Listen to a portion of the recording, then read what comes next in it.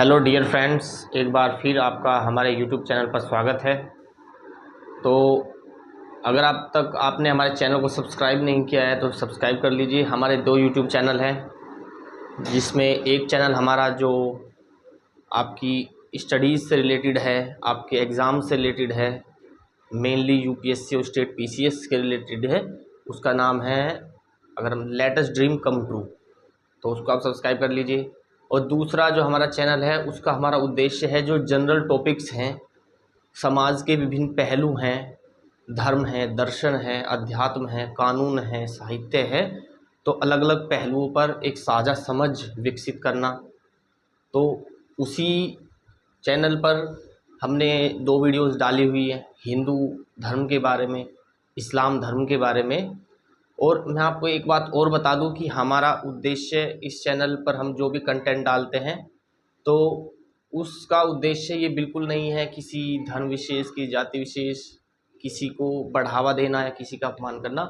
हमारा उद्देश्य केवल आपकी समझ को विकसित करना है, आपके ज्ञान को बढ़ाना है, जिससे समाज के विभिन्न पहलुओं पर आप अपनी एक समझ विकसित कर सकें, जिससे कि आप कोई निर्णय ले सकें, आपके पास तर्क हो, तथ्य हो, एक बेसिक अंडरस्टैंडिंग हो समाज के हर मुद्दे को लेकर। तो ओनली यही हमारा उद्देश्य है। तो उसी कड़ी में हम आगे चलेंगे और आज हम बात करेंगे समाज के एक बहुत ही महत्वपूर्ण मुद्दे की, जो आए दिन चर्चा में भी रहता है। इसलिए मैंने इस बार इस टॉपिक को चुना है, आरक्षण का, रिजर्वेशन, जिसकी बात आप आए दिन सुनते रहते हो हमारे समाज में। इसके बारे में बहुत सारे मिथ भी हैं, कुछ सच्चाइयाँ भी हैं। तो आज हमारा उद्देश्य है कि आप आरक्षण की जो व्यवस्था देश में चली आ रही है उसको समझें, वो कितनी सही है, कितनी गलत है, क्या सही है आरक्षण देना, अगर सही है तो क्या उसमें कुछ रिफॉर्म्स की भी ज़रूरत है। क्योंकि बहुत सारी ऐसे अगर धारणाएं हैं, पूर्वाग्रह हैं, जो हमारे समाज में जो कम पढ़े लिखे लोग हैं उनके बीच में ऐसी धारणाएं होती हैं कि वो एक तरफा बात बोलते हैं कि नहीं ये गलत है, ये खारिज होना चाहिए, या फिर जो सही है वो उस पक्ष में बोलता है। तो मैं ये उम्मीद करता हूँ कि आप इस टॉपिक को आज अच्छे से समझेंगे, उसके बाद ही कोई निर्णय लेंगे। तो अगर हम बात करें आरक्षण, एक मूवी भी बनी है इस पर,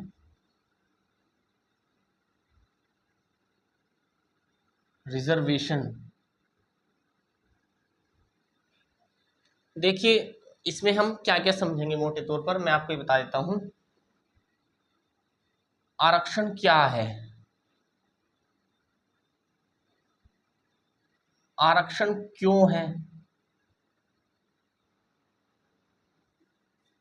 टू हुम, अर्थात किसके लिए है, किसके लिए है? आरक्षण के प्रकार क्या क्या हो सकते हैं, किन ग्राउंड्स पर आरक्षण दिया जा सकता है। तो मोटे तौर पर इस तरह की बातें हम आज अच्छे से समझने की कोशिश करेंगे। तो देखिए अगर हम बात करें कि आरक्षण की आवश्यकता,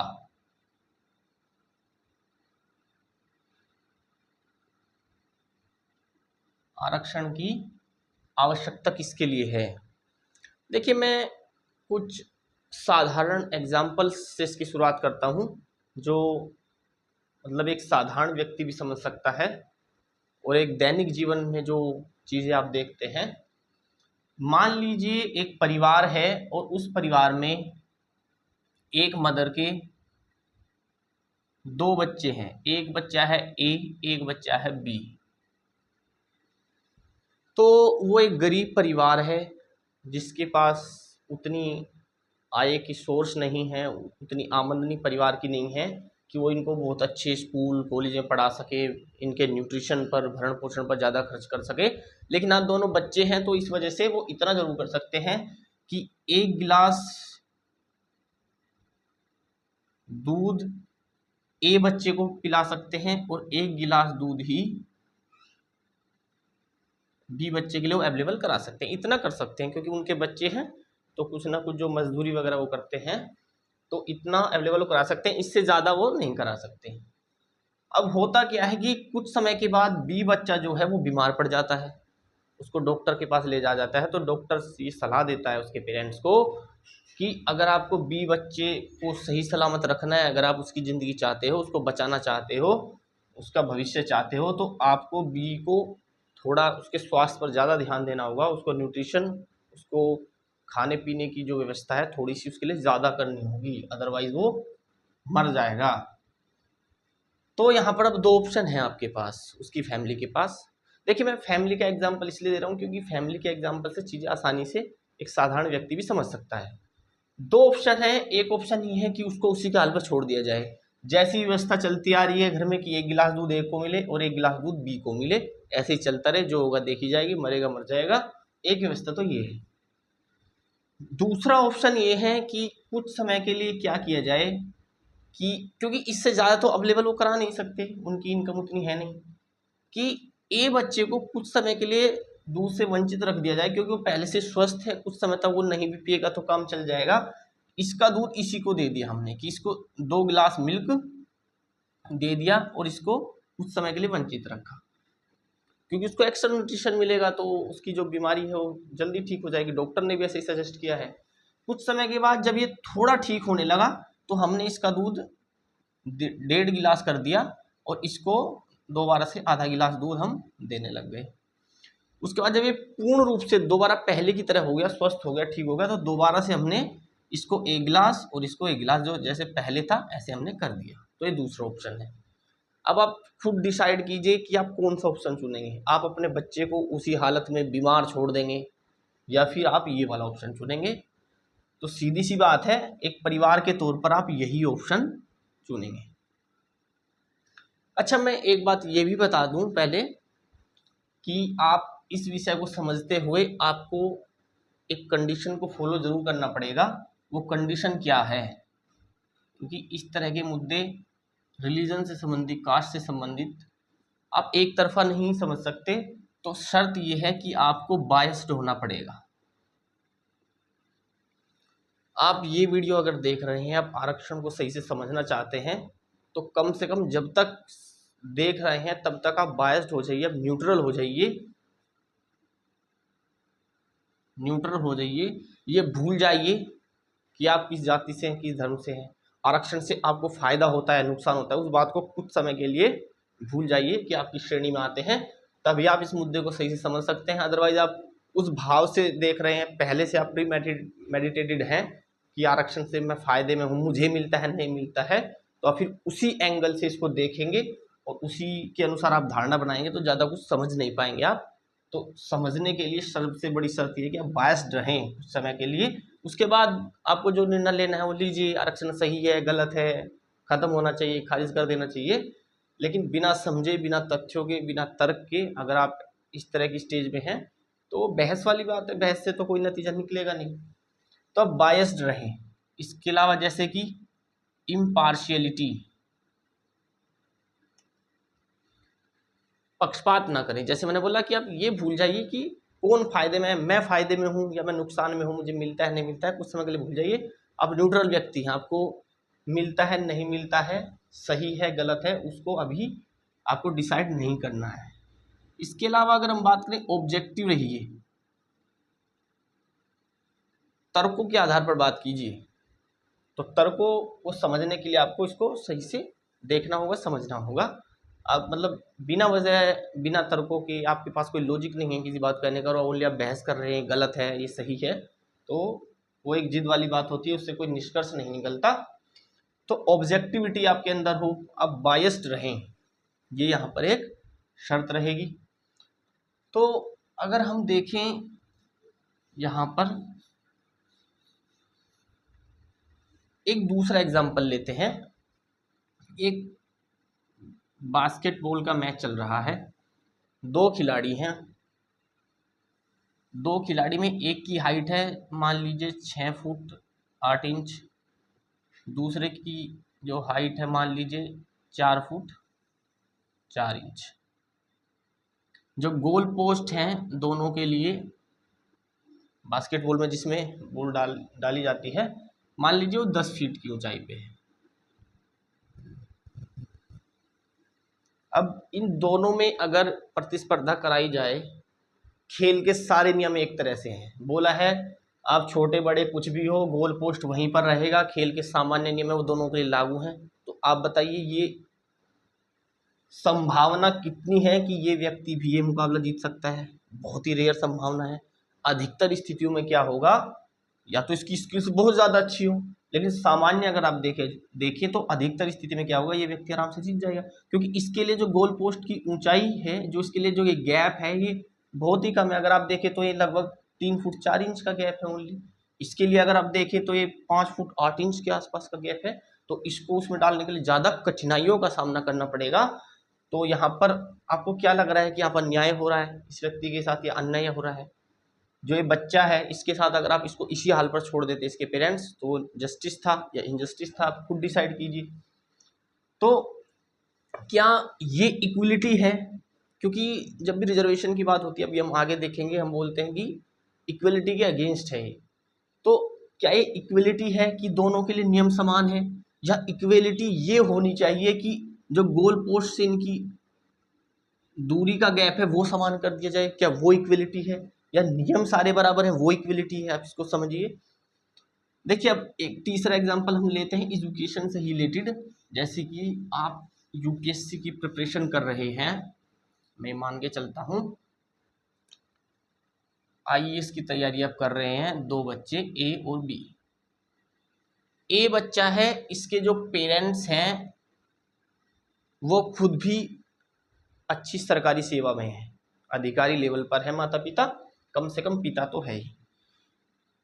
तो अमीर परिवार है संपत्ति के मामले में, एजुकेटेड है क्योंकि खुद भी नौकरी में है। तो इसका जो बच्चा हुआ, चाइल्ड हुआ, पूरी संभावना है कि ये एक अच्छे कॉलेज में पढ़ेगा, सामान्यतः इंग्लिश माध्यम में पढ़ेगा। ऊपर से एक मेट्रो सिटी में इसका परिवार रहता है, दिल्ली में, मुंबई में, जयपुर में, इंदौर में, अहमदाबाद में, एक अच्छी सिटी में रहता है जहां पर फैसिलिटी सुविधाएं हर तरह की मिल जाती हैं। ऊपर से इसको गाइडेंस चाहिए, वो इसको आसानी से अवेलेबल हो ही जाएगी क्योंकि मेट्रो सिटी में रहता है। अलग से अगर ट्यूशन चाहिए तो माता पिता ने इसका ट्यूशन भी लगाया हुआ है। तो अगर देखें, मान के चलते हैं कि ये बच्चा 20 साल की एज में ग्रेजुएशन कंप्लीट कर लेगा। अब यूपीएससी की तैयारी का भी मन इसने ग्रेजुएशन करते करते ही बना लिया, क्योंकि इसको पहले से ही गाइडेंस यूपीएससी के बारे में, एजुकेशन के मामले में इसके फैमिली से, क्योंकि फैमिली भी पहले अच्छी सरकारी सेवा में है, एजुकेटेड है, पढ़ी लिखी फैमिली है माता पिता, तो उसको पहले से ही गाइडेंस है, पता है कि हम जाए इसकी तैयारी करनी है, और उसके लिए मिनिमम एज 21 ईयर्स है। तो 20 साल का ये तैयारी, 20 साल का ग्रेजुएशन कर लेगा और उसके बाद ये 1 साल बाद आईएएस के एग्जाम में बैठ जाएगा। दूसरा बच्चा जो एक ग्रामीण इलाके से आता है, माता पिता कम पढ़े लिखे हैं या अनपढ़ हैं, गांव के लोग तो आपको पता ही है, गरीब लोग हैं, तो इसको अच्छे स्कूल में तो नहीं पढ़ा सकते, सरकारी स्कूल में पढ़ा है। और मान लीजिए सरकारी स्कूलों में तो मोस्टली हिंदी माध्यम में पढ़ाई होती है, तो हिंदी बेल्ट का है। हम मान के चलते हैं कि उत्तर भारत से समझने के लिए, न कि दक्षिण भारत से, तमिल तेलुगु से, हमको केवल समझना है। तो हिंदी माध्यम से पढ़ा है, माता पिता के पास उतने संसाधन नहीं है कि उसको अच्छी ट्यूशन दे सकें, या फिर कहें कि इस गांव में उतने अच्छे टीचर भी नहीं हैं जो अच्छी पढ़ाई गाइडेंस उसको दे सकें। तो नो गाइडेंस और ट्यूशन, और गाइडेंस अच्छी नहीं है, ट्यूशन अच्छी नहीं है, सरकारी स्कूल से पढ़ाई, इस वजह से 2-3 बार वो फेल भी हो गया है। तो 2-3 बार फेल होने की वजह से क्या हुआ, और गांव के जो गरीब घर के बच्चे होते हैं उनमें शिक्षा का अभाव भी होता है, उनके माता पिता में उतनी जागरूकता नहीं होती, तो सामान्यतः आप पाएंगे कि वो थोड़ा सा पढ़ाई के मामले में क्या होता है कि वो पढ़ना भी थोड़ा लेट शुरू करते हैं। तो ये सब मामले देखने के बाद मान लो 25 साल की एज में ग्रेजुएशन कंप्लीट करता है। अब उसका भी ये विचार बना कि वो भी आईएएस बनना चाहता है। बन तो सकता है, सभी को अधिकार है सोचने का, कुछ करने का कि हाँ मैं भी ये करना चाहता हूँ। तो आप इन दोनों बच्चों में कंपेयर कीजिए, आईएएस के एग्ज़ाम में दोनों बैठ रहे हैं, ये 20 साल की एज में और ये 25 साल की एज में किस व्यक्ति की ज़्यादा संभावना है कि वो आईएएस के एग्ज़ाम निकाल लेगा? इन दोनों की जो रेस है दरअसल ए और बी की, वो यहाँ से नहीं है। अगर इनकी मंजिल यहाँ पर है, आईएएस बनना इनकी मंजिल है, आप ये चीज़ समझ पा रहे होंगे कि ये एक ही बिंदु से इस रेस में शामिल हो ही नहीं रहे। जो ए व्यक्ति है वो शामिल यहाँ से हो रहा है, अर्थात उसके लिए मंजिल से जो उसकी दूरी है वो केवल इतनी है, जबकि बी को यहाँ से यहाँ तक जाना है, अर्थात ए पहले से ही बी से आगे है। कंपटीशन में आने से पहले ही एक व्यक्ति दूसरे व्यक्ति से आगे है। तो अब आप समझ रहे होंगे कि जब तक आप बी को पहले इसके बराबर लाने की कोशिश नहीं करेंगे, तब तक आप एक स्वतंत्र प्रतिस्पर्धा, एक निष्पक्ष प्रतिस्पर्धा, या कहें कि ये फेयर कंपटीशन करा ही नहीं रहे हैं। तो फेयर कंपटीशन इनके बीच तब तक नहीं होगा जब तक आप बी को कुछ एक्स्ट्रा सुविधाएं देके, कुछ एक्स्ट्रा एफर्ट उसके लिए लगा के, कुछ अफर्मेटिव एक्शन उसके लिए आप लागू ना करें और बी को पहले ए के समतुल्य ना लाएं। तो अब आप समझ रहे होंगे उसी एक एक्स्ट्रा एफर्ट लगाने का जो नाम है, उसी का जो एक तरीका है, सॉल्यूशन है कि किसी एक समूह विशेष को, व्यक्ति विशेष को कुछ सुविधाएं एक्स्ट्रा देकर उसको पहले समाज की मूल धारा में हम शामिल करें। क्योंकि जो वंचित किस्म का व्यक्ति है, जो पहले से ही थोड़ा सा शोषण का शिकार रहा है, जिसने पहले से थोड़ा स्थितियां बुरी देखी हैं, उसको हमें मूल धारा में लेके आना है। तो उसी का एक जो रूप है वो है रिजर्वेशन। केवल रिजर्वेशन नहीं होता, हम देखेंगे अभी, लेकिन उसका एक जो तरीका है, समाधान है, वह है रिजर्वेशन। तब आप समझ पा रहे होंगे कि रिजर्वेशन की आवश्यकता क्यों है।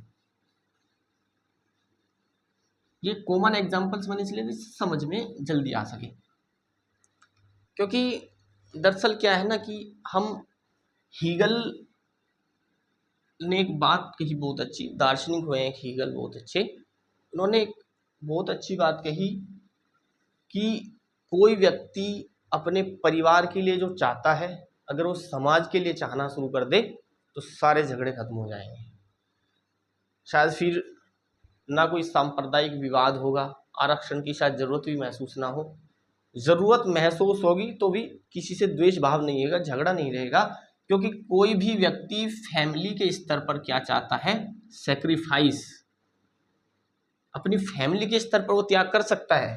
जैसे कि मैंने आपको अभी एग्जांपल दिया कि परिवार में अपने खुद के बच्चे के लिए एक बच्चे से दूसरे बच्चे को थोड़ा हम एक्स्ट्रा दूध पिला रहे हैं, या अगर हम ये कहें कि अगर उसके माता पिता है वो भी दूध पी रहे हैं, तो क्या करेंगे, कुछ समय के लिए खुद दूध पीना छोड़ देंगे कि हमारा बच्चा ठीक हो जाए, स्वस्थ हो जाए, तो उसको दूध, अपना हिस्से का भी दूध दे देंगे। तो हम त्याग करने की इच्छा रखते हैं अपने परिवार के स्तर पर। लेकिन जब बात समाज की आती है, समाज की जब बात आती है तो हमें क्या है, सुविधाएं चाहिए। हम अपनी लायबिलिटी, कुछ रेस्पॉन्सिबिलिटी समाज के लिए नहीं रखते, हम कुछ समाज के लिए त्यागना नहीं चाहते, केवल सब कुछ पाना चाहते हैं। हमारी मनोस्थिति ये रहती है कि हम सब कुछ पा लें, केवल थोड़े सेल्फिश किस्म के हम हो जाते हैं। यही झगड़ा है, यही समस्या का मूल है। अच्छा, अब अगर हम देखें कि दो बातें होती हैं, एक होती है इक्वेलिटी, एक होता है डिस्क्रिमिनेशन।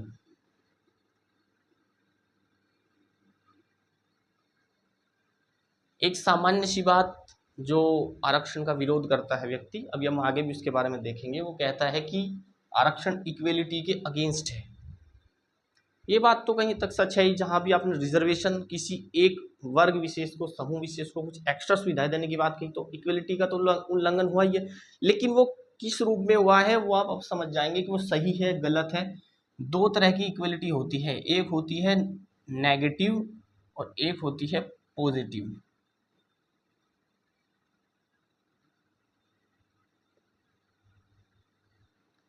नेगेटिव इक्वलिटी होती है, एक पॉजिटिव इक्वलिटी होती है। डिस्क्रिमिनेशन इक्वलिटी का जस्ट अपोजिट है, भेदभाव करना। लेकिन भेदभाव भी दो तरह का होता है, एक होता है एक्सप्लॉयटेशन नेचर का और एक होता है प्रोटेक्टिव नेचर का। देखिए, नेगेटिव इक्वलिटी का मतलब है सब समान है, कोई डिस्क्रिमिनेशन आप कर ही नहीं सकते। कोई व्यक्ति गरीब है, अमीर है, उसकी हाइट व्यक्ति की कम थी, एक खिलाड़ी की हाइट ज़्यादा थी, हमें कोई फ़र्क नहीं पड़ता, खेल के सारे नियम समान रहेंगे। आपको खेलना है खेलिए, नहीं तो अपने घर जाइए, हमें कोई फ़र्क नहीं पड़ता। आप जीते हारें, आप अमीर हैं गरीब हैं, उस बात से। जैसे आईएएस एग्ज़ाम के संदर्भ में अगर हम देखें, हमने वो एग्जाम्पल देखा, आप गरीब परिवार से आए हैं, आपके पास सुविधाएं नहीं हैं, आप कोचिंग अच्छी नहीं कर पाए, तो हमें उस बात से कोई फ़र्क नहीं पड़ता। यूपीएससी के नियम सभी के लिए समान रहेंगे, एग्ज़ाम देना है दीजिए, नहीं देना है मत दीजिए। तो वो नेगेटिव किस्म की इक्वलिटी है। पॉजिटिव इक्वलिटी का मतलब ये है कि जो समाज का वंचित वर्ग है, जो लोग पीछे छूट गए हैं मूल धारा से, उनको मूल धारा में शामिल करने के लिए आप कुछ एक्स्ट्रा एफर्ट लगाएं, उनके लिए कुछ विशेष सुविधाएं उनके लिए दें, तो उसको बोलते हैं positive positive equality. Discrimination exploitation nature का होता है और एक प्रोटेक्टिव। अब दो में भेदभाव कर रहे हैं, दो व्यक्तियों में या किसी समूह के बारे में अगर हम देखें सोसाइटी के स्तर पर, क्योंकि रिजर्वेशन क्या है, कोई व्यक्ति विशेष का मामला नहीं है, ये तो किसी समूह विशेष को ही दिया जाता है।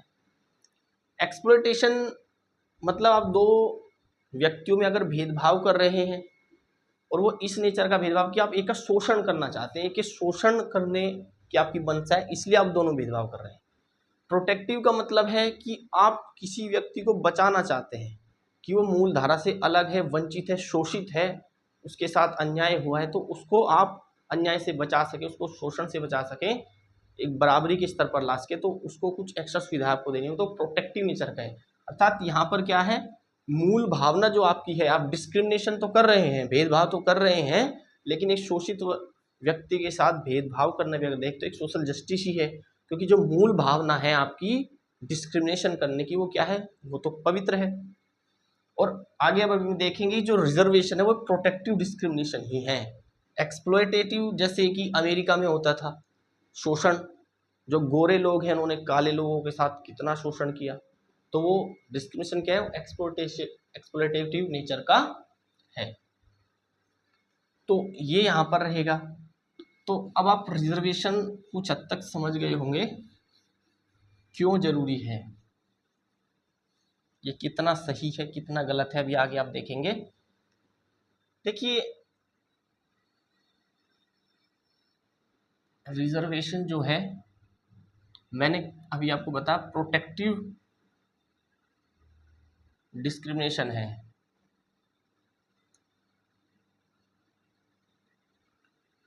अब सामान्यतः भारत में जो वर्तमान में व्यवस्था है, रिजर्वेशन किस किस को मिलता है, एससी को मिलता है, एसटी को मिलता है, ओबीसी को मिलता है, और अब तो ईडब्ल्यूएस को भी मिलता है, या फिर कहीं आप महिलाओं को मिलता है, और जो फिजिकली चैलेंज लोग हैं, विकलांग लोग हैं सामान्य अर्थों में, उनको मिलता है। तो जनरली इनकी बात होती है। तो अगर हम देखें वर्तमान में जो एससी है उसको 15%, ये समझने के लिए हम केवल मान रहे हैं 7.5%, ओबीसी के लिए तो 27% है, ईडब्ल्यूएस के लिए 10% है। तो इस तरह से अगर आप देखें तो ये जो वैल्यू हो गई लगभग हो गई आपकी 27 और 10 37 और 47 और 5 52, इसको लगभग 60 मान लीजिए, इसको 8 हम मान लेंगे समझने के लिए, हम केवल समझना चाह रहे हैं। तो 60% लोगों के लिए यहाँ पर क्या है, आरक्षण है। वैसे जो आरक्षण की टोटल लिमिट है 50%, हम केवल यहाँ पे समझ रहे हैं कि किसके लिए कितना है। इसका मतलब क्या हुआ, इसका मतलब ये हुआ कि अगर हमारे पास 100 सीट हैं किसी भी संस्था में, तो उन 100 सीटों में से 15 सीटें जो हैं वो एससी वर्ग के लोगों को ही जाएंगी। 15 सीटों पर एससी वर्ग के लोग ही आएंगे। आप कितना भी मेहनत कर लीजिए, कितनी भी कोशिश कर लीजिए, 15 सीटें भरी जाएंगी वो एससी के लोगों के द्वारा ही भरी जाएंगी। अगर आप एससी के लोगों को, अगर आप अब देखें तो अगर एससी के लोग कम पड़ गए हैं तो वो सीट खाली रह जाएगी, लेकिन वो भरेगी एससी के द्वारा, क्योंकि वो सीट आरक्षित हो गई है, रिजर्व्ड हो गई है। एक रिजर्वेशन का जो सिंपल सा मतलब होता है ना, रिजर्वेशन का सिंपल सा मतलब होता है कोटा आपने रिजर्व कर दिया है। अगर साधारण समझना है, बस कोटा आपने कोटा रख दिया किसी के लिए, तो मतलब रिजर्वेशन कर दिया, रिजर्व कर दिया उस स्थान को उसके लिए। तो एसटी के लिए इतनी भरी जाएंगी 7.5, ओबीसी के लिए 27, ईडब्ल्यूएस के लिए जो बची हुई 40 हैं उनको बोलेंगे अनरिजर्व्ड या जनरल, जिसको बोल देते हैं 40% में जनरल आएंगे। अब इसमें भी एक दिक्कत है, वो भी हम समझेंगे जब हम रिजर्वेशन के टाइप समझेंगे। देखिए इसमें दिक्कत क्या है, रिजर्वेशन भी दो तरह का होता है, एक होता है वर्टिकल रिजर्वेशन, एक होता है हॉरिजॉन्टल रिजर्वेशन। अब क्या रिजर्वेशन की जो बात है वो किस हद तक सही है? देखिए रिजर्वेशन दो तरह का होता है, एक होता है हॉरिजॉन्टल, एक होता है वर्टिकल। भारत में मुख्यतः वर्टिकल रिजर्वेशन है। देखिए अब समझ लेते हैं पहले इन दोनों में क्या क्या अंतर है। जैसे मैंने अभी बताया था आपको कि मान लीजिए हमारे पास 10 सीटें हैं, 10 सीटें हमारे पास हैं, उनमें से मान लीजिए एससी के लिए 3 रिजर्व हैं, एसटी के लिए मान लीजिए 2 रिजर्व हैं, और इसके अलावा अगर हम बात करें बाकी जो है ओबीसी के लिए आप मान लीजिए 3 रिजर्व हैं, 3 3 6 और 2 8, 2 अनरिजर्व्ड के लिए आ गई। समझने के लिए केवल हमने एग्जांपल लिया है। तो देखिए वर्टिकल रिजर्वेशन में क्या है, अब 10 सीटें हैं तो क्या होगा, इन 10 में से 3 एससी के द्वारा भरी जाएंगी। हम वर्टिकल रिजर्वेशन की बात कर रहे हैं, 10 में से 3 स्थानों पर एससी ही आएंगे। अब अगर कोई व्यक्ति, कोई छात्र अपने टैलेंट के दम पर, अपनी योग्यता के दम पर मान लीजिए अनरिजर्व्ड की 2 सीटें हैं, पहली रैंक पर आ गया, फर्स्ट रैंक पर आ गया, कोई एससी का छात्र, कोई ओबीसी का छात्र पहली रैंक पर आ गया, तो जो फर्स्ट 2 रैंक है वो अनरिजर्व के लिए है। तो फर्स्ट रैंक पर वो आ गया, वो व्यक्ति क्या है, वो जनरल में काउंट हो जाएगा। इसका मतलब देखिए सामान्य सा ये है, वर्टिकल रिजर्वेशन का मतलब ये है, जैसे कि ये एससी है, ये एसटी है, ये ओबीसी है, अनरिजर्व्ड है, ये अनरिजर्व्ड है। वर्टिकल का मतलब होता है, देखिए सामान्यतः आप समझे, थोड़ा सा आपका दिमाग घूम रहा होगा कि ऊपर नीचे आप ऐसे जा सकते हैं। एससी का व्यक्ति इसमें भी जा सकता है, एसटी भी इसमें भी एससी इसमें भी आ सकता है, तो इसमें तो नहीं, लेकिन अनरिजर्व्ड में आ जाएगा, मतलब नीचे से आप ऊपर जा सकते हैं। हॉरिजॉन्टल में क्या है कि आप अपने जोन में आगे पीछे जा सकते हैं, आपने ज़्यादा नंबर लिया है एससी में तो आप एससी में आगे पीछे एक दूसरे को पछाड़ सकते हैं, लेकिन आप अपने जोन के अंदर ही रहेंगे, अनरिजर्व कैटेगरी में आप नहीं जा सकते। तो यहाँ पर क्या है कि 10 में से 3 तो एससी चुने जाएंगे, लेकिन मान लो कि उनमें से जो 10 लोग हैं, हमारे पास 4 एससी बच्चों के हाईएस्ट मार्क्स आए हैं, 4 में से एक की फर्स्ट रैंक है, 4 में से जो एक है उसकी फर्स्ट रैंक आ गई। अब पहले 2 स्थान पर अनरिजर्व्ड है तो फर्स्ट रैंक एससी की आ गई। तो अब क्या होगा कि वो 3 की तो कोई भी रैंक हो, वो चाहे केवल पास हुए हों, पासिंग मार्क्स उनके हों, वो तो लिए ही जाएंगे, वो तो क्योंकि रिजर्व्ड हैं। लेकिन जो चौथा बच्चा आ गया एससी का, ये अपने टैलेंट की, अपने मेरिट की, अपनी योग्यता के बल पे आया कि इसकी फर्स्ट रैंक आ गई है, तो वो जो अनरिजर्व्ड में जो 2 सीटें हैं उनमें से एक सीट वो एससी के बच्चे को चली जाएंगी। इसका सिंपल सा मतलब क्या हुआ कि 10 में से अब 3 सीटें एससी के लिए नहीं रही, 10 में से 4 बच्चे एससी के आ गए, अर्थात एक अनरिजर्व्ड कैटेगरी की सीट पर भी एक एससी का बच्चा आ गया। तो अब अनरिजर्व्ड कैटेगरी के बच्चे की अगर स्थिति देखें, केवल एक है, अर्थात जो किसी भी आरक्षण में शामिल नहीं है, वो केवल एक बच्चा होगा जो सीट हासिल कर सकता है। तो कंपटीशन उनके लिए ज़्यादा बढ़ गया। इसलिए कई बार ये विवादों में रहता है कि भारत में वर्टिकल जो रिजर्वेशन है उसमें कुछ संशोधन होना चाहिए, उसमें कुछ हॉरिजॉन्टल प्रावधान भी होना चाहिए। हॉरिजॉन्टल में क्या है कि सीटें आरक्षित रहती हैं। आरक्षित का मतलब ये है कि जैसे उसी एग्जाम्पल को ले, 10 सीट हैं तो इसमें एससी के लिए मान लिया 2 हैं, एसटी के लिए 1 है, इसके अलावा ओबीसी के लिए 2 हैं, मान लीजिए वुमेन के लिए भी मान लीजिए, क्योंकि आरक्षण तो वुमेन को मिलता है, मान लिया उसके लिए भी 2 हैं, और जो बाकी बच गई अनरिजर्व 2 2 4 2 6 7 और 3 है। इसमें सिंपल सा फंडा है, सिंपल है भी, कि जितनी सीटें जिसके लिए आरक्षित हैं उतने ही उस समूह के उस विशेष वर्ग के लोग आएंगे। उसमें कितनों ने भी क्वालिफाई कर लिया, एससी के अगर 5 लोगों ने टॉप रैंक हासिल की है तो आएंगे केवल टॉप के 2 ही, उनमें 5 टॉप के जो स्टूडेंट हैं उनमें से टॉप के 2 ले लिए जाएंगे, यानी कि एससी के 2 ही आएंगे। वो अपनी मेरिट के दम पे आए, रिजर्वेशन के दम पे आए, कैसे भी आए, किसी भी तरह से आए, एससी के 2 बच्चे ही लिए जाएंगे, एसटी का 1 लिया जाएगा, इस तरह से 2 फीमेल ही ली जाएंगी। अब अगर ऐसा हुआ, मान लीजिए एससी में 2 हैं, एक मेल के लिए है और एक फीमेल के लिए है, अर्थात एससी के लिए 2 हैं, लेकिन उन 2 में भी एक पे लड़का चुना जाएगा, एक पे लड़की चुनी जाएगी। तो अगर मान लीजिए यहाँ पर मान लीजिए इसमें नहीं है फीमेल, इसमें ओनली मेल की बात है, मान लीजिए एक ही है, क्योंकि ओबीसी में भी 1 मेल 1 फीमेल, अनरिजर्व में मान लीजिए 2 मेल 1 फीमेल, तो फीमेल कितनी हो गई, 1 2 फीमेल है टोटल। अब अगर ओबीसी जो टॉप 2 रैंक आई है, टॉप 2 रैंक मान लीजिए आ गई ओबीसी से लड़कियों की, मतलब जो हमारे पास कोई एग्जाम था उस एग्जाम में जो टॉप 2 रैंक आई है, टॉप 2 रैंक है वो लड़कियों की आई है। टॉप 2 रैंक किसकी आई है, फीमेल की आ गई टॉप 2 रैंक, वो उनकी अपनी योग्यता के दम पर ही आएगी। टॉप 2 रैंक आई है तो योग्यता के दम पर ही आई होगी, सीधी सी बात है, सबसे ज्यादा मार्क्स आए इसलिए टॉप 2 रैंक है। तो अब क्या होगा, हॉरिजॉन्टल रिजर्वेशन में टॉप 2 रैंक पर फीमेल हैं, तो हमारे पास फीमेल की 2 सीटें केवल थी, अब वो एसटी से हैं, यूआर से हैं, कहीं से भी हैं, फीमेल की सीट भर गई। आप समझ पा रहे हैं, मतलब ये समझा जाएगा कि रिजर्वेशन फीमेल के लिए कंप्लीट हो गया है।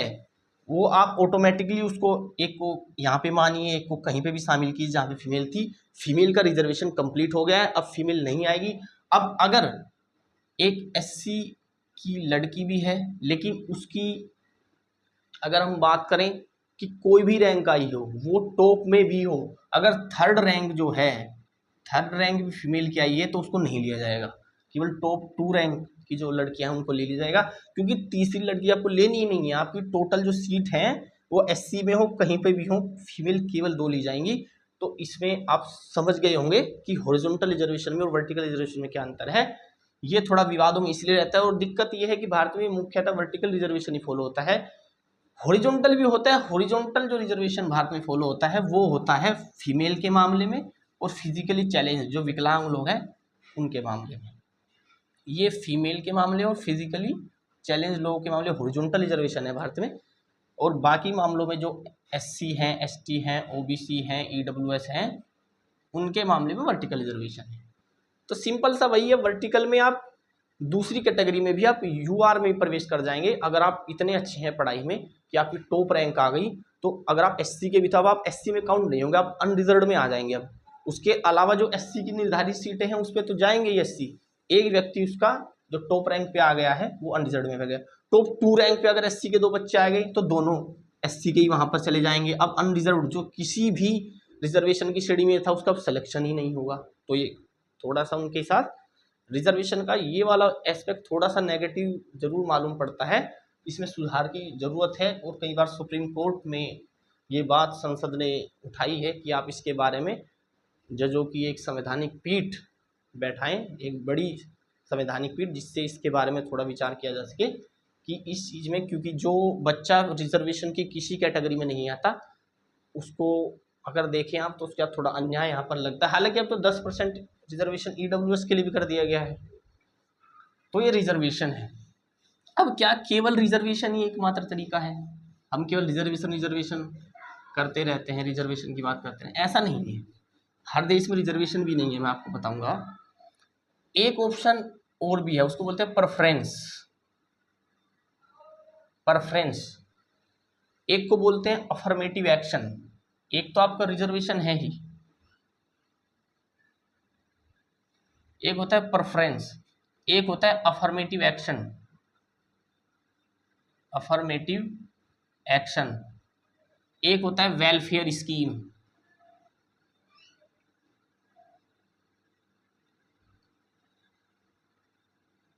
तो केवल रिजर्वेशन ऑप्शन नहीं है समाज के वंचित वर्ग के लोगों को मूलधारा में शामिल करने के लिए, उन सभी तरीकों में से एक तरीका है जो थोड़ा पॉपुलर है, बेहतर समझाते हैं, और भी तरीके हैं। जैसे एक होता है अफर्मेटिव एक्शन, अमेरिका में यही व्यवस्था चलती है।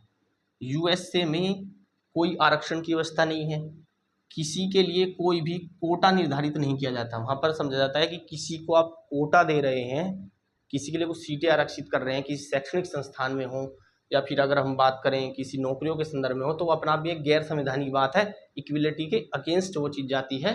तो हम ऐसा कुछ नहीं करेंगे, हम केवल वंचित वर्ग के लोगों के लिए कुछ अफर्मेटिव एक्शन, सकारात्मक कार्यवाही इसको बोलेंगे, सकारात्मक कार्रवाई उनके लिए करेंगे। उनके लिए मतलब कुछ ऐसे कुछ प्लान्स बनाएंगे, ऐसी कुछ स्कीम्स लाएंगे जिससे वो उनके लिए भी कुछ बेहतर किया जा सके, उनको भी मूल धारा में शामिल किया जा सके, उनके शोषण से उनको बचाया जा सके। ये यूएसए में होता है, यूएसए में अफर्मेटिव एक्शन चलता है।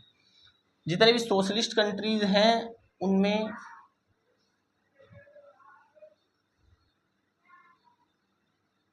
उन सभी में स्कीम्स लाई जाती हैं। जैसे भारत में तो लगभग एक तरह से देखें स्कीम्स भी लाई जाती हैं, रिजर्वेशन भी है, कुछ स्थानों पर प्रेफरेंस भी। हम प्रेफरेंस समझेंगे। प्रेफरेंस का मतलब देखिए क्या होता है, सिंपल सा, कि जैसे मान लीजिए, फिर से हम एक एग्जांपल से समझते हैं, दो तरह से हो सकता है। एक हो सकता है preference between equals, preference between equals, एक होता है बाई एक्स्ट्रा एफर्ट्स।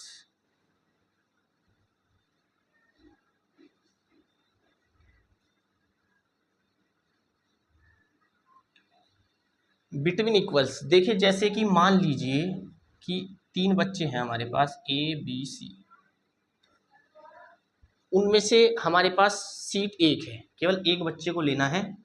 ये टॉप 3 बच्चे हैं जिनकी टॉप 3 रैंक आई है किसी एग्जाम में, सीट हमारे पास एक है, एक को लेना है। ये मान लीजिए एससी का है, ये मान लीजिए ये एससी का मान लीजिए लड़का है, और ये एससी की मान लीजिए लड़की है, और ये मान लीजिए हमारा यूआर में आता है, अनरिजर्व्ड है। अब सवर्ण है एक तरह समझ सकते हैं। तो एक को लिया जाना है तो क्या किया जाएगा, यहाँ पे कोई रिजर्वेशन नहीं है। प्रेफरेंस का मतलब होता है वरीयता, इनमें से वरीयता दे दी जाएगी कि इसको हम लेंगे। जैसे कि सामान्यतः अगर समझा जाए तो आप समझ गए होंगे अभी तक जितना हमने आरक्षण के बारे में समझा है कि इसमें किसको प्रेफरेंस ज़्यादा दी जाएगी। सीधी सी बात है, अनरिजर्व्ड को सबसे बाद में दी जाएगी। एससी के दोनों हैं लेकिन मेल है एक फीमेल है, तो आपको सीधी सी बात बताएं, महिलाओं को ज़्यादा प्रेफरेंस दी जाएगी। ये न्यायोचित बात भी है। महिलाओं का शोषण हमारे देश में हमेशा से ज़्यादा होता रहा है। आपने सुना भी होगा कंसेप्ट जो लेडीज़ फर्स्ट वाली चलती है, तो महिलाओं को पुरुषों से ज़्यादा प्रेफरेंस दी जाएगी। तो यहाँ पर अगर एक ही बच्चे को चुनना है तो वो बच्चा होगा बी, वो लड़की होगी, बी को यहाँ पर चुन लिया जाएगा उस सीट के लिए। 2 को चुनना है तो पहले बी को लेंगे, फिर ए को लेंगे, और तीनों को चुनना है तो सबसे बाद में फिर हम सी को लेंगे। तो ये वरीयता क्रम होगा बी ए सी। तो ये भी किया जाता है। कई बार एक्स्ट्रा एफर्ट्स, एक्स्ट्रा एफर्ट्स का मतलब होता है कि जैसे किसी एग्ज़ाम में हम बात करें कि 3 बच्चे हैं, ए है, बी है, सी है, या फिर ये कहें कि जैसे कि एससी, एसटी, ओबीसी, यहाँ पे बात कर लीजिए अनरिजर्व्ड। अनरिजर्व्ड के लिए तो एफर्ट्स सामान्यतः नहीं लगाया जाता। वुमेन की हम बात कर लें, अनरिजर्व्ड की तो अगर हम बात करें तो अनरिजर्व्ड के लिए तो जितने मार्क्स हैं उतने ही रहेंगे, सेम मार्क्स। तो एक्स्ट्रा एफर्ट्स क्या होता है, हम कुछ अंकों की छूट दे देते हैं कि एससी के लिए हम +15 मार्क्स रखेंगे।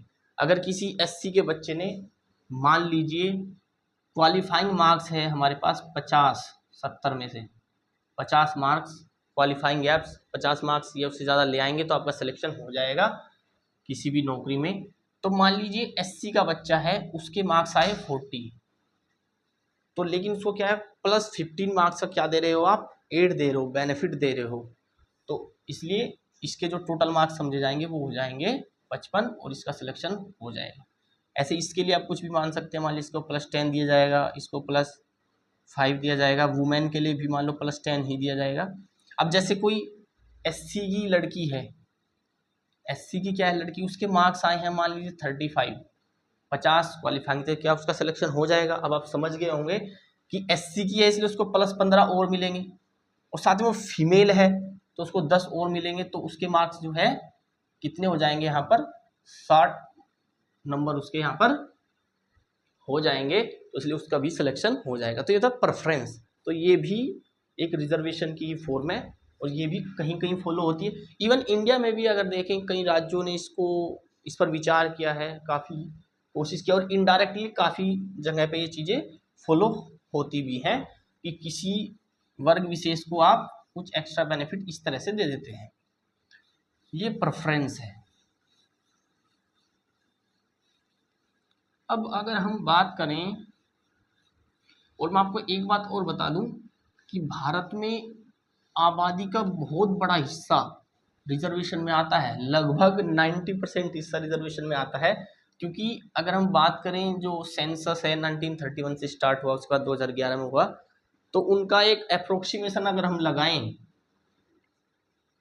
जैसे 2011 में जो लास्ट टाइम हुआ था सेंसस, तो एससी लगभग 19% हैं, एसटी अगर हम बात करें यहाँ पर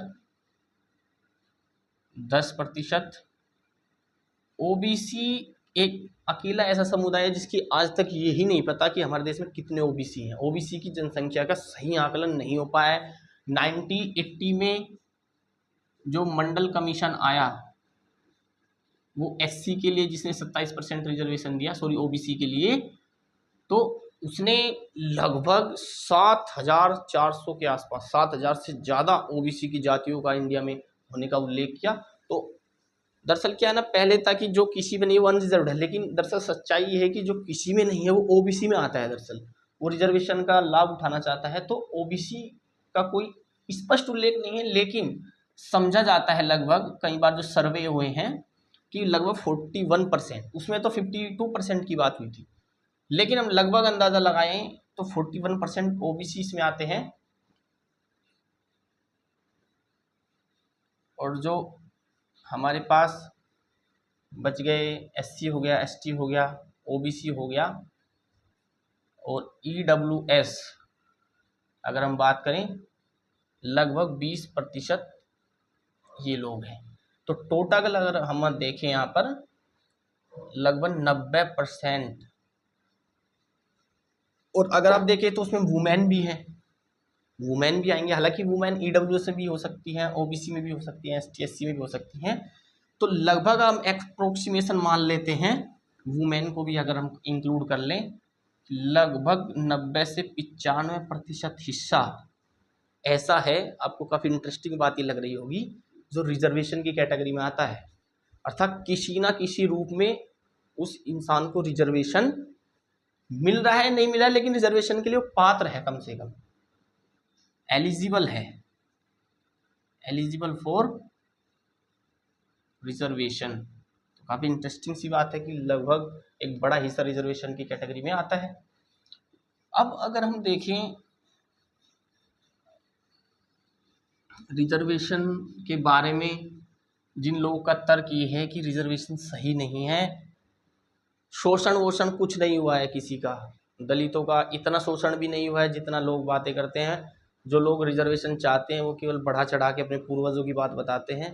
शोषण हुआ है लेकिन उतना नहीं हुआ है, बढ़ा चढ़ा कर बातें होती हैं। अब कैसे बातें होती हैं वो आप खुद देख लीजिए। मैं आपको बताऊं, शोषण की अगर हम बात करें कि क्यों इसकी इतनी आवश्यकता महसूस की गई, मैं कुछ एग्जाम्पल आपको दूंगा। नांगेली, इसके अलावा नडार, यहाँ पर आप बात करें BR अम्बेडकर, नाम सुना ही होगा आपने,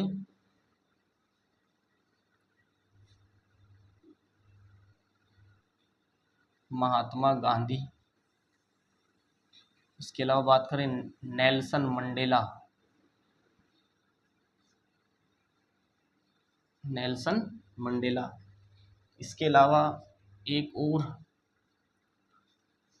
हम शोषण किस स्तर तक हो सकता है यहाँ पर किसी भी व्यक्ति का, किसी महिला का, उसे समझने के लिए एक नाम है मुख्तारन बीबी।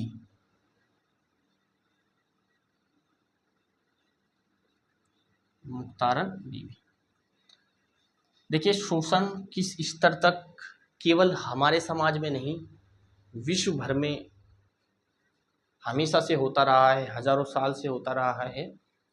और शोषण देखिए कितने स्तरों पर होता है, मैं देखता हूँ यहाँ पर शोषण की हम बात कर रहे हैं, भेदभाव, डिस्क्रिमिनेशन आप इसको बोल लीजिए, शोषण और भेदभाव, मैं इसको बोलता हूँ डिस्क्रिमिनेशन, क्योंकि रिजर्वेशन का तो संबंध डिस्क्रिमिनेशन से है।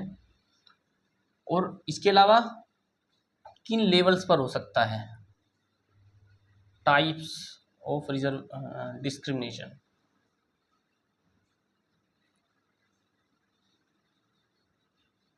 टाइप्स क्या हो सकते हैं, जैसे कि रेस किसी नस्ल के साथ हो सकता है, मैं अभी समझाऊंगा इनके एग्जांपल देके। जेंडर के बेस पे हो सकता है। इसके अलावा अगर हम बात करें कास्ट के बेस पे हो सकता है, हमेशा से होता रहा है हमारे समाज में कास्ट के बेस पर। रिलीजन के बेस पे हो सकता है, तो generally race, gender, caste, religion, या फिर संपत्ति, रिसीज आपके पास है, अमीरी गरीबी वाली बात, उसके बेस पे हो सकता है। देखिए, डिस्क्रिमिनेशन की अगर हम बात करें, आपने शायद सुना होगा या नहीं सुना होगा, नांगेली, केरल हमारे भारत का एक राज्य है, दक्षिण भारत का, उसमें एक जगह है त्रावणकोर। पहले एक साम्राज्य था, वहाँ पर राजा होता था, उसके बाद जब केरल का गठन हुआ तो त्रावणकोर केरल का हिस्सा बना। तो त्रावणकोर में एक जाति हुआ करती थी, एजवा, एजवा जाति, एक दलित जाति थी और निम्न समझी जाने वाली जाति थी। तो वहाँ पर राजा ने क्या नियम बनाया हुआ था एजवा जाति की महिलाओं के लिए। अब ये देखिए, मतलब कितनी घिनौनी किस्म की, किस तरह की स्थितियाँ, शोषण का स्तर क्या हो सकता है, आप इन सब एग्जाम्पल्स में चीज़ समझ पाएंगे। जो लोग बोलते हैं कि रिजर्वेशन वगैरह ठीक नहीं है, कुछ भी शोषण वोषण इतना भी नहीं हुआ है जितना बढ़ा चढ़ाकर हमें बताया गया है। तो एजवा जाति के लोगों के लिए क्या नियम थे कि उनको एक टैक्स देना पड़ता था, मेल्स को हेड टैक्स देना पड़ता था, हेड टैक्स, हेड टैक्स। अर्थात एजवा जाति के जो लोग हैं, निम्न जाति के लोग हैं, दलित लोग हैं, अगर उनके जो मेल पर्सन हैं वो अगर अपना सिर ऐसे थोड़ा उठाकर चलेंगे तो उस चीज़ को गलत समझा जाता था। उस जाति समझती थी कि हमारा अपमान है, ये हमेशा हमारे सामने झुका रहना चाहिए इनका सिर, तो उनको टैक्स देना पड़ेगा अगर वो सर उठाकर चलेंगे। ये फिर भी उतनी अजीब नहीं लग रही है बात। अब भी मैं जो बताने वाला हूँ उसको सुनकर आप दंग रह जाएंगे कि ये क्या है। जो फीमेल थी एजवा जाति की, उनके लिए जो टैक्स था वो था ब्रेस्ट टैक्स, ब्रेस्ट टैक्स। एजवा जाति की दलित महिलाएं, उनके लिए व्यवस्था थी कि अगर वो अपने शरीर के ऊपरी हिस्से को ढककर चलेंगी समाज में बाहर तो उनको टैक्स देना पड़ेगा। अर्थात उनको अपने शरीर के ऊपरी भाग को खुला रखकर ही चलना है। ये एक नियम था वहाँ पर त्रावणकोर में। अब आप खुद समझिए, मतलब किस स्तर का शोषण हमारे समाज में होता रहा है, कितनी मतलब बदतमीजी किस्म की चीज़ें, घिनौनी चीज़ें हमारे समाज में होती रही है शोषण के स्तर पर। इसके बारे में कितना भी कम बोल लें, मतलब ये चीज़ें अंदर तक झकझोर देने वाली हैं। आप इन सब चीज़ों के बारे में जानेंगे तो आपको पता चलेगा शोषण किस स्तर तक हुआ है हमारे सामने, दलितों का, वंचितों का। तो उसी जाति की एक महिला थी नांगेली। जैसे हम उत्तर भारत में झांसी की रानी की कहानी पढ़कर बड़े होते हैं, खूब लड़ी मर्दानी में तो झांसी वाली रानी थी। केरल के लोग नांगेली की कहानी पढ़कर बड़े होते हैं। उसी जाति की थी नांगेली, काफ़ी परेशान हुई इस बात से। उसने कहा कि मेरी खुद की गरिमा है, मुझे खुद अच्छा नहीं लगता ऐसे कि मैं अपने शरीर के ऊपरी हिस्से को खोल कर चलूँ। तो उसने क्या किया कि इस बात को मानने से इनकार कर दिया, वो अपने शरीर को ढककर चलती थी। तो राजा ने कुछ लोगों को भेजा कि भाई टैक्स उसको देना पड़ेगा, व्यवस्था है अगर ढककर चल रही है। गरीब महिला थी, दलित महिला थी, तो इसलिए उसके पास उतना पैसा था नहीं। तो व्यवस्था थी कि एक केले का पत्ता है, उसको रखा जाता था उस व्यक्ति के सामने और वो व्यक्ति उस पर टैक्स देता था रखकर, और उसको राजा को सौंप दिया जाता था। अलग अलग कहानियाँ चलती हैं जिनमें सबसे ज़्यादा जो विश्वास वाली और सबसे इफ़ेक्टिव और सबसे ज़्यादा पॉपुलर मानी जाती है वो ये कहते हैं कि बहुत सारे लोगों को राजा ने भेजा जिन्होंने उसको बाध्य किया कि टैक्स देना ही पड़ेगा। उसने कहा मैं नहीं दे सकती। तो वो इतनी उसको मेंटली टॉर्चर किया गया कि वो अंदर गई।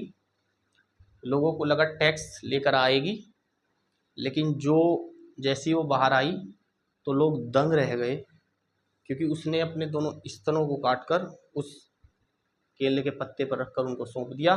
मैं टैक्स नहीं दे सकती, मेरे पास उतने पैसे हैं नहीं, और मैं अपने शरीर के ऊपरी हिस्से को ऐसे खोल कर भी नहीं चल सकती, क्योंकि काफ़ी बुरा, काफ़ी भद्दा मुझको वो लगता है। तो कुछ घंटे बाद इतना रक्त बहा कि उसकी मौत हो गई। तो नांगेली एक जो आदर्श समाज की बात करते हैं हम लोग, उस पर एक भद्दा है आदर्श समाज की संकल्पना पर, उस पर एक कलंक है। और ऐसे समाज के बारे में आप क्या ही बोलेंगे, क्या क्या कितनी बदतमीज़ किस्म की हरकतें हमारे समाज में होती रही हैं। और ये केवल इंडिया की बात नहीं है, विश्व भर में ऐसा होता रहा है। देखिए हम बात करेंगे अभी नेल्सन मंडेला के बारे में, मुख्तारन बीवी के बारे में। तो उसके बाद ये बताते हैं कि आज भी नांगेली की पूजा होती है वहाँ पर, उस स्थान पर त्रावणकोर में पूजनीय है। अगर हम बात करें नडार, उसी स्थान पर एक जाति नडार थी, एजवा थी, नडार थी। नडार जाति की महिलाओं के साथ भी यही था कि वो विशेष रूप से ही कपड़ों को पहने, उच्च जातियाँ जैसे कपड़े पहनती हैं ऐसे नहीं पहन सकती, मतलब एक डिस्क्रिमिनेशन था कि उनसे थोड़ा अलग दिखें। तो ऐसी दो महिलाओं को यहाँ तक बताते हैं कि उन्होंने अपनी पसंद से कपड़े पहने, केवल इस वजह से उनको फांसी दे दी गई। राजा ने उनको फांसी पर लटका दिया। कितनी बुरी बात है। बी आर अम्बेडकर का नाम तो आपने सभी ने सुना ही होगा। बी आर अम्बेडकर हमारे देश के महानतम लोगों में से एक हैं। बी आर अम्बेडकर की अगर हम बात करें तो बी आर अम्बेडकर अपने घर में 14 बच्चों में से सबसे छोटे थे। सबसे छोटे थे। इनके जो पिता थे वो ब्रिटिश इंडियन आर्मी में एक सैनिक थे। केवल ये एक चीज़ है जो उनके थोड़ा पक्ष में चली गई, और ये केवल इस सेंस से पक्ष में चली गई कि इस वजह से उनको स्कूल में जाने का मौका मिल गया। और स्कूल में जाने की वजह से क्या हुआ, अब ये तो केवल कंडीशन नहीं है स्कूल में जाने से आप अच्छा पढ़ ही लेंगे, वहाँ पर क्या होता है, वहाँ की परिस्थितियाँ आपके लिए कैसी है, अनुकूल है नहीं। वो बी आर अम्बेडकर ने अपनी आत्मकथा में लिखा है। अगर आप उनकी आत्मकथा पढ़ेंगे तो उन्होंने साफ साफ लिखा है कि मैं जब स्कूल जाता था तो उस स्कूल में मेरे को क्लासरूम के अंदर बैठने की अनुमति नहीं थी, मुझे गेट के पास बैठकर पढ़ना पड़ता था। और कई बार टीचर की आवाज़ ही मैं साफ साफ नहीं सुन पाता था, क्योंकि काफ़ी दूर बैठना पड़ेगा आपको गेट के पास बैठाया गया है, तो काफ़ी दिक्कतें आती थी। इसके अलावा उन्होंने यहाँ तक बोला है कि मुझे अपने आप पानी पीने की आज़ादी भी नहीं थी स्कूल में। एक जो हमारा घड़ा रखा रहता था पानी के लिए, उसके पास गिलास रखा रहता था, मैं उसको छू भी नहीं सकता था। एक चपरासी रखा गया था कि अगर मुझे प्यास लगेगी तो मैं उसको बोलूँगा, तब जाकर वो मुझे अपने हाथ से देगा, और मैं उसको छू नहीं सकता। देखिए मतलब कितनी बेहुदा किस्म की हरकतें ये हैं। एक व्यक्ति की गरिमा के लिए इससे बड़ी ठेस और क्या हो सकती है। इसी व्यक्ति को ये सब देखकर मतलब अंदर से काफ़ी द्रवित होने वाला भाव आता है। तो उन्होंने यहाँ तक लिखा है अपनी आत्मकथा में, नो पियोन नो वाटर। जिस दिन पियोन नहीं आएगा तो उस दिन मुझे प्यासा ही रहना पड़ेगा। वो अलग बात है, कोई यार दोस्त अपनी मर्जी से थोड़ा पानी अपनी में से पिला दे, लेकिन सामान्यतः इतनी दिक्कतें उनके साथ आती थी। और वो ये कहते हैं कि जब मैंने चौथी कक्षा पास की थी, अपने गांव का मैं पहला दलित बच्चा था जिसने चौथी कक्षा पास की थी, और हमारे गांव में जश्न मनाया गया था, जब उन्होंने अपनी आत्मकथा मेंशन किया है। तो उसके बाद आपको पता है ये व्यक्ति कोलंबिया यूनिवर्सिटी से अमेरिका से पीएचडी करता है, लंदन स्कूल ऑफ इकोनॉमिक्स से पढ़ा। तो बी आर अम्बेडकर, लेकिन शोषण तो उनके साथ इतना हुआ ही, अब वो उस शोषण को, उस बैरियर को तोड़कर आगे निकल गए, वो तो उनकी महानता है, समाज की महानता नहीं है। समाज के लिए तो ये मतलब एक बहुत ही शर्मिंदगी वाली बात है कि आप एक व्यक्ति के साथ ऐसा कर रहे हैं।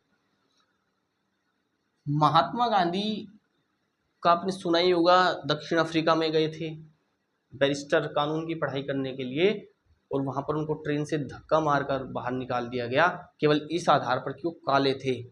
तो श्वेत लोगों ने उनके साथ ऐसा किया, और उसी घटना के द्वारा और उस तरह की जो अनेक घटनाएं वहाँ पर होती रही, जो डिस्क्रिमिनेशन गोरों ने कालों के साथ किया, उसी से प्रभावित होकर वहाँ के जो व्यक्ति थे नेल्सन मंडेला, जो काले व्यक्ति हैं उनका प्रतिनिधित्व कर रहे थे, उन्होंने एक मुहिम छेड़ दी वहाँ पर कि ऐसा नहीं होना चाहिए, कालों के साथ भी व्यवहार सही हो, उनके साथ इस तरह का बुरा और भद्दा बर्ताव ना हो। तो उन्होंने एक मुहिम छेड़ दी। उसके लिए बताते नेल्सन मंडेला को कई वर्षों तक जेल में डाल के रखा गया, लेकिन उन्हें हार नहीं मानी। उसके बाद स्थितियाँ कुछ ठीक हुई पहले से, लेकिन दिक्कतें तो आई। मुख्तारन बीवी की जो कहानी है बहुत झकझोर देने वाली है। किसी दिन हम इस पर एक अलग क्लास रखेंगे, बात करेंगे। अभी मैं शॉर्ट में आपको बता देता हूँ कि एक महिला का शोषण किस स्तर तक हमारे समाज में होता रहा है। मुख्तारन बीवी पाकिस्तान में एक मुजफ्फरगढ़ ज़िला पड़ता है, वहाँ पर एक गांव है मीरवाला। तो उस मीरवाला गांव की ये लड़की थी। इस लड़की को एक कबीले के लोगों ने इस आधार पर गैंगरेप किया कि इसके भाई ने उस कबीले की लड़की के साथ फिजिकल रिलेशन बनाए, उसके साथ जिस्मानी संबंध रखे, जो कि एक झूठा आरोप हुआ। बाद में ये बात साबित हुई कि केवल उन्होंने इसका शोषण करने के लिए, इसके साथ गैंगरेप करने के लिए केवल ये एक अपने बचाव में केवल एक बात रखी। तो इतना बुरा बर्ताव उनके साथ हुआ कि उस कबीले में उनको पहले गैंगरेप किया गया और उसके बाद उसको नग्न अवस्था में पूरे कबीले में घुमाया गया। मतलब कितनी झकझोर देने वाली बात है, अंतर्मन को कोंधने वाली बात है। अपने आप पे शर्मिंदगी मतलब ये एक ऐसे समाज को होनी चाहिए कि हमारे समाज में किस किस्म की हरकतें होती रही हैं। और जो लोग बोलते हैं कि शोषण उतना नहीं हुआ है, महिलाओं का उतना शोषण नहीं हुआ है, भारत में ऐसी घटनाएं होती रहती हैं, यूएसए में ऐसा होता रहा है। महिलाओं को मतदान का अधिकार तक नहीं दिया गया था, काफ़ी बाद में। यूएसए की अगर मैं बात करूं तो यूएसए में आपने सुना होगा एक व्यक्ति का नाम Martin Luther king junior, Martin Luther का नाम आपने सुना होगा। तो मार्टिन लूथर ने वहाँ पर क्या हुआ, एक सिविल राइट्स मूवमेंट चला, उसके बाद चीज़ें कुछ बेहतर हुई, वरना वहाँ पर भी दिक्कतें थी। तो आप इन उदाहरणों से अंदाज़ा लगा गए होंगे कि शोषण किस स्तर तक हमारे समाज में होता रहा है। आपको पता है कि सवर्ण हिंदुओं ने जाति व्यवस्था की जो संकल्पना आई, उसमें जो सवर्ण हिंदू हैं उन्होंने शिक्षा के अधिकार, पढ़ने का अधिकार, पढ़ाने का अधिकार केवल ब्राह्मणों को था। वैश्य केवल व्यापार बिजनेस संबंधी कार्य करता था। इसके अलावा अगर हम बात करें, शूद्र को इतना नीच किस्म का दिखाया गया है, इतना निम्न प्रकृति का दिखाया गया कि वो शूद्र के बच्चे पढ़ाई नहीं कर सकते, उनका कार्य केवल हमारी सेवा करना है। तो जितने भी छोटे सूक्ष्म किस्म के काम समझे जाते हैं वो सब शूद्र करेंगे। ये तो गलत है। अगर एक शूद्र के घर में कोई बच्चा पैदा हुआ है, अगर वो चाहता है कि मैं आईएएस बनूं, तो क्यों नहीं बन सकता? एक एससी का बच्चा आईएएस क्यों नहीं बन सकता? ओनली एक जनरल कैटेगरी का बच्चा सवर्ण हिंदू ही क्यों बनेगा? वो भी तो एक व्यक्ति है, उसकी भी अपनी एक गरिमा है, उसकी अपनी इच्छाएं हैं, सपने हैं, वो भी भारत का नागरिक है।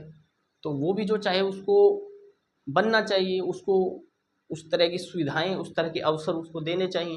हमारा संविधान ये बात बोलता है कि सभी को अवसर की समानताएं हैं, तो सभी को अवसर की समानता होनी चाहिए।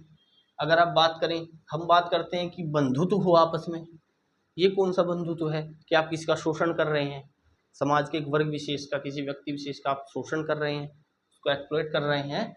तो आर्टिकल अगर हम बात करें, हमारे पास जो संविधान में डीपीएसपी की बात आती है आर्टिकल 36 से 51 में, तो डीपीएसपी में बात की गई है कि आपसी भ्रातृत्व की भावना होनी चाहिए। हमारी प्रस्तावना प्रियम्बल में ये बात कही गई है कि राष्ट्र की एकता, अखंडता और बंधुत्व की भावना का हम विकास करें, उसमें ये बात कही गई है। मौलिक कर्तव्य में ये बात शामिल की गई है। तो ये तो नहीं है, गलत बात है, ऐसा हो नहीं रहा है। अच्छा, अब हम बात करते हैं डिस्क्रिमिनेशन किस बेस पे होता है। जैसे रेस, नस्ल के बेस पे तो हुआ ही है, साउथ अफ्रीका में हुआ, यूएसए में हुआ है, गोरों ने जो कालों के साथ किया। जेंडर के बेस में, जैसे मैंने अभी कहा, महिलाओं के साथ ऐसे अत्याचार हुए हैं। कास्ट के बेस पे मैंने आपको अभी बताया, सवर्ण हिंदुओं ने जो भारत में मतलब ब्राह्मणवादी व्यवस्था थी, जाति व्यवस्था थी, वो हमेशा से शूद्रों के साथ मतलब अलग तरह का व्यवहार, शोषण वाला व्यवहार होता रहा है। रिलीजन के बेस में अगर हम बात करें तो भारत तो फिर भी सेकुलर कंट्री है, धर्मनिरपेक्ष, लेकिन हम बात करें पाकिस्तान है, तो पाकिस्तान में जो अल्पसंख्यक हिंदू हैं उनके साथ हमेशा से उस तरह का बर्ताव होता रहा है। संपत्ति के बेस पे तो हुआ ही है, अमीरों ने गरीबों का शोषण हमेशा से किया है। मुगलों के टाइम पे, अंग्रेजों के टाइम पे जमींदार जो लोग थे वो कृषकों से ऐसी व्यवस्थाएं बनाई गई थी, आपने पढ़े होंगे, इस्तेमरारी बंदोबस्त, रैयतवाड़ी बंदोबस्त, तो ऐसी टैक्स के रूल बनाए गए थे अंग्रेजों के द्वारा। उससे अगर हम बात करें पहले मुगलों के द्वारा, कि वहाँ पर कृषकों का शोषण होता था, जमींदारों को जिम्मेदारी सौंप दी जाती थी कि आप गाँव में जाइए, टैक्स लीजिए, टैक्स वसूल नहीं है आपको कैसे भी, तो जो नहीं दे पा रहा है वो व्यक्ति मेंटली परेशान हो जाएगा। कई बार किसान लोग आत्महत्या कर लेते थे। तो हमेशा डिस्क्रिमिनेशन होता रहा है समाज में, आज भी होता है, इसलिए आरक्षण की बात निकल कर आती है, इसकी आवश्यकता महसूस होती है। अब जो कुछ लोग रिजर्वेशन के फेवर में क्या बोलते हैं, अब हम थोड़ा कंक्लूजन की ओर बढ़ते हैं, वीडियो लंबा हो जाएगा। और कुछ लोग जो अगेंस्ट बात करते हैं वो क्या तर्क देते हैं। जो रिजर्वेशन का फेवर करते हैं वो कहते हैं कि रिजर्वेशन सभी लोगों को एक साथ लेके आता है। जो कुछ वंचित लोग हैं, पिछड़े वर्ग के लोग हैं, हाशिए पर जो हैं समाज में, उनको भी एक मूल धारा में समाज की शामिल करता है। इसके अलावा एक डेमोक्रेसी में ये होना ही चाहिए। डेमोक्रेसी में हर व्यक्ति के पास गरिमा का अधिकार है, हर व्यक्ति को अपनी एक प्रतिष्ठा, सम्मान, और उसको हर क्षेत्र में शामिल होना चाहिए। राजनीति के क्षेत्र में, उसको नौकरियों के संदर्भ में अगर हम बात करें, शैक्षणिक संस्थानों में भी पढ़ाई लिखाई करने का भी उसको अधिकार है। तो डेमोक्रेसी में ऐसा जरूरी है। इसके अलावा अगर हम बात करें, कुछ लोग कहते हैं कि इससे क्या है, फेथ बढ़ता है, फेथ इन स्टेट। अगर आप किसी वंचित वर्ग के लोगों के लिए कुछ कल्याणकारी कार्य करेंगे तो उनकी राज्य में, देश में एक आस्था बढ़ती है, और उनको लगता है कि हाँ, हम भी इस देश के नागरिक हैं और हमारे साथ कोई भेदभाव, अन्याय नहीं हो रहा है। सोशल जस्टिस की अगर हम बात करें तो सोशल जस्टिस उनको लगता है हो रहा है। जो लोग अगेंस्ट बात करते हैं वो बोलते हैं कि ये डिस्क्रिमिनेशन है, अर्थात इक्वलिटी के अगेंस्ट है, अगेंस्ट इक्वलिटी, इक्वलिटी के अगेंस्ट है। कुछ लोग कहते हैं मेरिट के अगेंस्ट है, योग्य जो बच्चे हैं, योग्य बच्चे इससे मतलब रह जाते हैं, किसी भी नौकरी को नहीं पा पाते, क्योंकि रिजर्वेशन वाले बच्चे वहाँ पर एंट्री कर जाते हैं। कुछ लोग कहते हैं कि वी आर नॉट रेस्पॉन्सिबल। कुछ लोग कहते हैं कि आप एक ग्रामीण इलाके में अगर जाएंगे, वहाँ पर रिजर्वेशन की बात करेंगे, तो एक सामान्य सा तर्क ये भी चलता है, ये बात भी सुनने में बहुत आती है, कि भाई हमारे बुजुर्गों ने मान लिया शोषण किया है कुछ लोगों के साथ, कुछ जातियों के साथ शोषण किया है, कुछ धर्म विशेष के लोगों के पास साथ, वर्ग समूह विशेष के लोग के साथ उन्होंने शोषण किया, तो उनकी सजा आप हमको क्यों दे रहे हैं। वो तो भाई चले गए, वो तो मर गए, लेकिन उनकी सजा हमको क्यों मिले, और हमको मिले तो कब तक ऐसे मिलती रहेगी, उनकी सजा हम क्यों भुगतें। अब देखिए, ये तो समझ में आता है, इसके संबंध में क्या तर्क हैं, ये बातें कहाँ तक, जो लोग रिजर्वेशन का विरोध करते हैं वो कहाँ तक सही है। जो लोग कहते हैं इक्वलिटी के अगेंस्ट है, वो बात आपको मैं पहले ही समझा चुका हूँ कि इक्वलिटी का तो विरोध हो ही रहा है, लेकिन वो प्रोटेक्टिव डिस्क्रिमिनेशन है लेकिन प्रोटेक्टिव नेचर का है। जो मूल भावना है आरक्षण को लाने की, वो है वंचितों को भी मूल धारा में शामिल करना, उनको शोषण से बचाना। तो मूल भावना सही है। तो ये जो बात वो कहते हैं वो आपको पता चला होगा कि उतनी सही, उतनी इफेक्टिव नहीं है। अब इसकी हम पहले अगर हम बात करें, वी आर नॉट रिस्पॉन्सिबल, कि उन्होंने किया तो भुगतेंगे। अब ये एक बात बताइए, एक कंसेप्ट चलता है वीसीएस साइकिल का। वीसीएस साइकिल क्या होता है? एक धनाढ्य व्यक्ति है, अमीर व्यक्ति है, जिसके पास अच्छी नौकरी है, अच्छी सुख सुविधाएं हैं, अच्छा घर है, गाड़ी है, एक अच्छे शहर में दिल्ली मुंबई जैसी जगह में रहता है, तो एक अमीर व्यक्ति है। अब उस व्यक्ति का जो बच्चा होगा, सीधी सी बात है, वो व्यक्ति अमीर है, उसके पिताजी अमीर हैं, पैसे की कोई समस्या नहीं है, तो उसको अच्छे कॉलेज में पढ़ाएंगे, अच्छे सिटी में पढ़ाएंगे। इसके अलावा उसको गाइडेंस, कोचिंग जो भी चाहिए वो मिलेगी, उसको पैसे की भी कोई समस्या नहीं है। तो इस बात की पूरी संभावना है कि वो बच्चा एबल हो जाएगा, योग्य हो जाएगा, और योग्य हो जाएगा तो उसके पास इनकम अच्छी होगी। वो योग्य है तो वो भी कुछ ना कुछ अच्छा कर ही लेगा, बिजनेस कर लेगा, अच्छी जॉब पा लेगा, और अच्छी इनकम होगी तो वो भी अमीर हो जाएगा। फिर उसका बच्चा होगा, वो भी ऐसे ही योग्य हो जाएगा अपने पिताजी की वजह से, क्योंकि संसाधनों की तो कोई कमी है नहीं, रिसोर्सेज काफ़ी हैं। तो एक विशेष साइकिल बन जाएगी।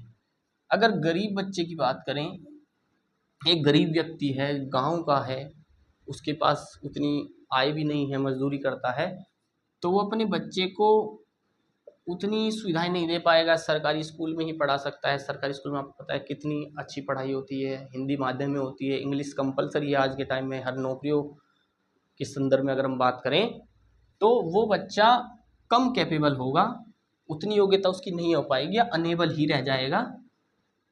इसलिए उसके पास इनकम के सोर्स, अच्छी नौकरी नहीं होगी। आपने देखा है कोई व्यक्ति केले की ठेली लगाता है, तो आपने देखा होगा कि उसके बच्चे भी वहीं पर वही काम करने लगते हैं, फिर वो अपने बच्चे को अपने पास रखता है। क्या करे, मजबूरी में कोई नहीं पढ़ा सकता अच्छे स्कूल में, तो घर चलाने के लिए, भरण पोषण के लिए उसको उसको भी उसी काम में शामिल करना पड़ेगा। तो वो उतनी पढ़ाई अच्छी से नहीं कर पाएगा, तो उसके पास क्या होगा, नौकरी नहीं होगी तो पैसा उतना होगा नहीं, तो वो फिर गरीब ही रह जाएगा। तो एक विशेष साइकिल बन जाएगी कि अमीर हमेशा अमीर ही रहेंगे और गरीब हमेशा गरीब ही रहेंगे। कोई कोई इस दुष्चक्र को क्रॉस कर जाता है, बी आर अम्बेडकर जैसे लोग, लेकिन वो तो एक एक्सेप्शनल केस है। आप उससे ये तो नहीं बोल सकते, ये तो उससे कंक्लूजन नहीं निकाल सकते कि ये चीज़ें की जा सकती हैं। हर व्यक्ति SC ST का भी बिना किसी रिजर्वेशन के, बिना किसी सुविधा के अच्छा कर जाएगा, क्योंकि बी आर अम्बेडकर तो कोई विरला होता है, हज़ारों में से, लाखों में से एक होते हैं ऐसे लोग। तो विशियस साइकिल है। अब ये बात मैं क्यों बोल रहा हूँ, क्योंकि जो लोग बोलते हैं कि हम रेस्पॉन्सिबल नहीं हैं, तो अब आप एक बार बताइए, अगर किसी बच्चे की जो योग्यता है आज की, उसकी अच्छी स्थिति है, वो उसके पेरेंट्स की वजह से है, तो फिर वो अगर उसके साथ कुछ नेगेटिव थोड़ा बहुत हो रहा है, तो उसकी रेस्पॉन्सिबिलिटी क्यों नहीं लेगा? ये तो वो बात हो गई कि आप अपने पूर्वजों की अच्छी चीज़ें तो ले रहे हैं, लेकिन उनकी वजह से अगर आपके साथ आज थोड़ा सा अगर नेगेटिव कुछ हो रहा है, तो उसकी आप रेस्पॉन्सिबिलिटी नहीं ले रहे हैं। आप बोल रहे हैं कि हम उन पूर्वजों की बात को क्यों झेलें, उन्होंने गलत किया तो हम क्यों झेलें। तो ये एक्सपेक्ट भी उतना सही नहीं है। जो लोग विरोध करते हैं और ये बात बोलते हैं, मेरिट की अगर हम बात करें, ये बात कुछ हद तक सही है, लेकिन इसके बारे में बताता हूँ कि किस हद तक सही है। मेरिट का मतलब होता है योग्यता। देखिए, योग्यता किसी व्यक्ति की दो तरह से बनती है, एक जीन्स से, और एक उसको कैसा समाज मिला है, एनवायरनमेंट कैसा मिला है उससे। तो जीन्स तो हमारे हाथ में है नहीं, हमारे पेरेंट्स से आते हैं कि भाई हमारे पेरेंट्स स्मार्ट थे, तो कई बार बच्चा उनका उसमें भी थोड़ा माइंड सही रहेगा, टैलेंट रहेगा। लेकिन मुख्यतः अगर व्यक्ति का जो निर्माण होता है उसके समाज से, उसको कैसा माहौल मिला है। जीन्स से कितना ही प्रभाव पड़ेगा व्यक्ति पर, और वो अपने बस में भी नहीं है। अगर किसी बच्चे में दिमाग अच्छा है लेकिन उसको समाज ऐसा मिला है कि वो गरीब परिवार में पैदा हुआ है, गांव में पैदा हुआ है, जहाँ पे अच्छे स्कूल नहीं है, कॉलेज नहीं है, अच्छी गाइडेंस नहीं मिल सकती, तो कितना ही आगे बढ़ जाएगा। तो इसका रोल तो उतना नहीं है।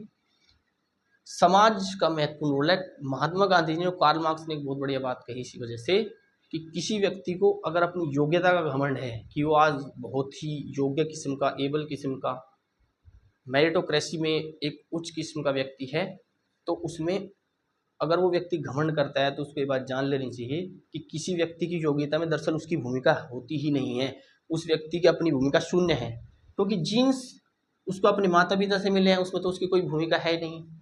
और उसका जो बाकी व्यक्तित्व का निर्माण होता है वो उसके एनवायरनमेंट, समाज से, अर्थात उसको फैमिली कैसी मिली है, अमीर मिली है, गरीब मिली है, शहर में पैदा हुआ है, गांव में पैदा हुआ है, उसके पेरेंट्स कैसे हैं, उसको सुख सुविधाएं क्या क्या मिली है, कैसे कॉलेज में पढ़ा है, तो इनसे उसकी योग्यता बनती है। तो मेरिट में भी उसकी अपनी खुद की भूमिका ज़्यादा होती नहीं। मेरिट भी मतलब अगर हम कहीं इस बात पर डिसाइड करेगी कि वो व्यक्ति कैसी स्थिति में, परिस्थितियों में पैदा हुआ है। हाँ, ये जरूर है कि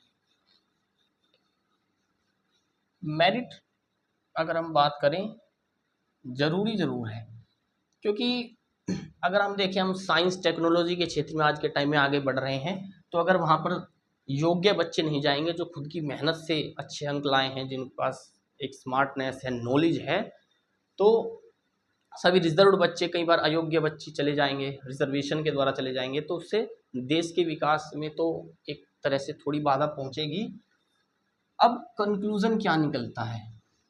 देखिए, कंक्लूजन क्या निकलता है अगर मैं बात करूं, कंक्लूजन ये निकलता है कि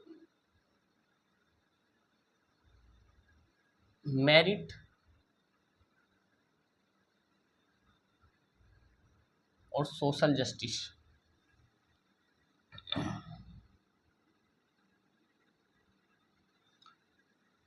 दरअसल गौतम बुद्ध का जो मध्यमार्गी मार्ग है वो सबसे बेस्ट है। जहाँ दो बातों में द्वंद्व हो तो उसमें दोनों में बैलेंस बनाकर चलने की कोशिश हमको रखनी चाहिए। तो अगर आप चाहते हैं कि हमारा देश विकास करे, देश के हर क्षेत्र में पढ़े लिखे समझदार लोग आएँ, तो मेरिट को भी ध्यान रखना ज़रूरी है। ऐसा नहीं है मेरिट को खारिज कर देंगे, लेकिन साथ में अगर हम बात करें, अगर आप केवल देश के विकास की बात कर रहे हैं, देश डेवलपमेंट करेगा लेकिन कुछ लोगों के यहाँ शोषण होता रहा है, उन लोगों को आप एक साइड में ही कर देंगे बिल्कुल, तो ऐसे डेवलपमेंट का भी क्या फ़ायदा, ऐसे विकास का क्या फ़ायदा जिससे देश के कुछ लोग हमें शोषित हो रहे हैं उस देश में। तो एक कल्याणकारी राज्य, एक अच्छा आदर्श समाज जो होता है, उसकी क्या विशेषता होती है कि वो सभी लोगों के साथ न्याय करे, सभी लोगों को समान अवसर दे, प्रतिष्ठा के, गरिमा के, इसके अलावा उनको उनके रोजगार के संदर्भ में अगर हम बात करें तो वो सब चीज़ें मिले। तो सोशल जस्टिस भी ज़रूरी है और उसके लिए अफर्मेटिव एक्शन होने ज़रूरी हैं, जिसमें एक रिजर्वेशन भी है। तो रिजर्वेशन इस सेंस में ज़रूरी है। अच्छा, एक बात हमने और डिस्कस नहीं की कि रिजर्वेशन जो है हमारा, उसके संवैधानिक प्रावधान क्या हैं। देखिए, एक मैं बात बता दूं आपको, रिजर्वेशन किस किस सेंस में मिलता है। रिजर्वेशन एक तो मिलता है आपका, जैसे कि लोकसभा है, विधानसभा है, इसके अलावा म्यूनसिपैलिटीज़ हैं, पंचायतें हैं, उनमें जो सीटों का आरक्षण होता है लोकसभा में, विधानसभा में। एजुकेशन के क्षेत्र में मिलता है, सबसे बड़ा विवाद वाला मुद्दा तो यही रहता है। सॉरी, एजुकेशन वाला उतना नहीं रहता, ये वाला रहता है, नौकरियों के संदर्भ में जो मिलता है, जॉब्स में लिख रहा हूँ, जॉब्स के संदर्भ में ये सबसे ज़्यादा फोकस वाला मुद्दा रहता है। इसके अलावा अगर हम बात करें और कहाँ पर रिजर्वेशन मिलता है, एजुकेशन में मिलेगा, जॉब में मिलेगा, यहाँ पर रिजर्वेशन मिलता है। जनरली इन्हीं में रिजर्वेशन की हम बात करते हैं। तो देखिए, इनमें कहाँ कहाँ मिलता है। अगर लोकसभा विधानसभा में बात करें तो आर्टिकल 330 से 334 में ये रिजर्वेशन मिलता है। पंचायतों की बात 243 में की गई है। एजुकेशन की बात करें, शिक्षा के क्षेत्र में, अर्थात शैक्षणिक संस्थान है जैसे, उनमें कुछ सीटें आरक्षित हों, तो आर्टिकल 15 में मिलेगा और आर्टिकल 30 में अल्पसंख्यकों के लिए मिलेगा। जॉब्स में आर्टिकल 16 में जो भी नौकरियों से संबंधित आरक्षण की बात आती है, जो सबसे ज़्यादा विवाद का और फोकस वाला मुद्दा रहता है, वो आर्टिकल 16 में दिया जाता है। जैसे कि आर्टिकल 16(6) के तहत ही जो 10% EWS के लिए रिजर्वेशन आया है, संविधान के संशोधन 103/2019 में जो आया था, वो 16(6) में आता है, आर्टिकल 16 में आता है। पिछड़े वर्गों के लिए भी प्रावधान किए जा सकते हैं, वो आर्टिकल 16(4) में, अनुसूचित जाति, जनजाति और अन्य पिछड़ा वर्ग, उन सब के बारे में। तो इस तरह से रिजर्वेशन की अगर हम बात करें, दिया जाता है। कुछ ऐसी मतलब कॉमन सेंस में भी दिया जाता है, मतलब एक तरह से बात करें, मैं लिखूँ इसको, जनरल कुछ होता है। जैसे कि अगर आपने कभी मेट्रो में यात्रा की हो तो आपने देखा होगा उसमें कुछ डिब्बे हैं वो महिलाओं के लिए आरक्षित हैं, तो वो भी एक रिजर्वेशन ही है। इसके अलावा बात करें, कुछ स्कूलों में, कॉलेजों में कुछ विशेष वर्ग के लोगों के लिए छात्रवृत्ति है कि इनको छात्रवृत्ति दी जाएगी, इनको नहीं दी जाएगी, तो वो भी एक रिजर्वेशन। तो डायरेक्टली और कई बार इनडायरेक्टली भी बहुत सारे क्षेत्रों में आप देखने को मिलेगा रिजर्वेशन या उससे संबंधित चीज़ें दिखाई देती हैं। कुछ एक्ट्स, कमीशंस भी हैं जो इसकी बात करते हैं। जैसे महिलाओं के अधिकारों के लिए राष्ट्रीय महिला आयोग है 1992 में, जिसका गठन हुआ। 1993 में अगर हम बात करें, अब देखिए, अल्पसंख्यक आयोग है हमारे पास। महिलाओं के लिए राष्ट्रीय प्रसूति अधिनियम है 1961 की, प्रेग्नेंट अगर महिला है उसके लिए भी सुविधाएं मिलनी चाहिए। राष्ट्रीय पिछड़ा वर्ग आयोग है 1993 में जो आया था। तो इस तरह से अलग अलग रूपों में रिजर्वेशन हमको दिखाई देता है। तो कंक्लूजन की हम बात कर रहे थे, ये सब सुनने के बाद, देखने के बाद, जैसे मैंने कहा कि मेरिट का भी ध्यान रखा जाए, सोशल जस्टिस का भी ध्यान रखा जाए, कोई व्यक्ति वंचित भी ना रहे, लेकिन पढ़े लिखे समझदार व्यक्ति भी आए हर फील्ड में, हर क्षेत्र में। तो कंक्लूजन क्या निकल के आता है कि आरक्षण अपने आप में ठीक है, लेकिन इसका मतलब ये नहीं है कि वर्तमान में जो व्यवस्था आरक्षण की है वो पूरी तरह से ठीक है। अगर मैं बात करूँ, रिफॉर्म्स की ज़रूरत है, कुछ रिफॉर्म्स, कुछ सुधार इसमें होने चाहिए। क्या क्या सुधार होने चाहिए मैं आपको बताऊं। जैसे कि एक तो आरक्षण की जो लिमिट है, ये सबसे बड़ा विवाद वाला मुद्दा रहता है और सबसे बड़ा पैंच इसमें रहता है।